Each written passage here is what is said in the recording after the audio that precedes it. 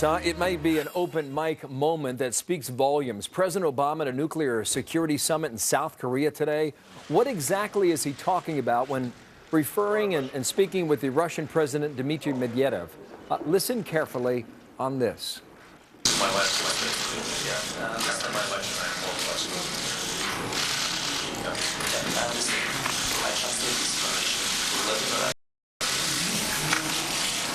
So the two world leaders talking about missile defense and a shield in Eastern Europe, a long-time dicey subject between Russia and the U.S. So what was all this about here?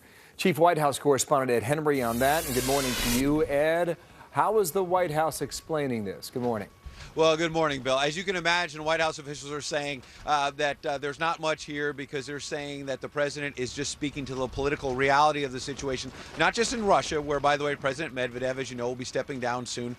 Prime Minister Putin will be coming back as president, a position he served in several years ago.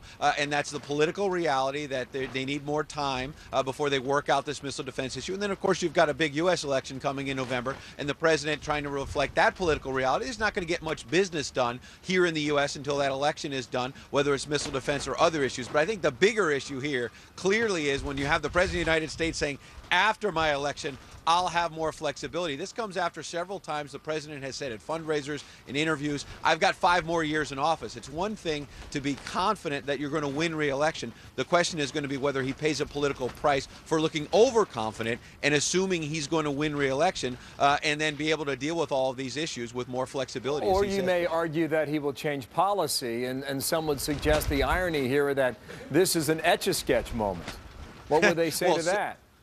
Well, you know, certainly that is going to be the question, because a serious issue like missile defense, Vladimir Putin has been very much opposed to this because he thinks then the U.S. will have missiles right in Russia's back door in Eastern Europe. The U.S. in the Bush administration and now in the Obama administration has consistently said, no, this is not an offensive system against Russia. It's a defensive system to protect U.S. allies in Europe against Iran or others firing missiles. But if all of a sudden the president is suggesting he'll have more flexibility after the election, does that suggest he'll be giving up more to Russia if he does win re-election? That is going to be the question he's going to face after a comment like this. All right, Ed Henry, thank you. In Washington he is. Thank you, Ed.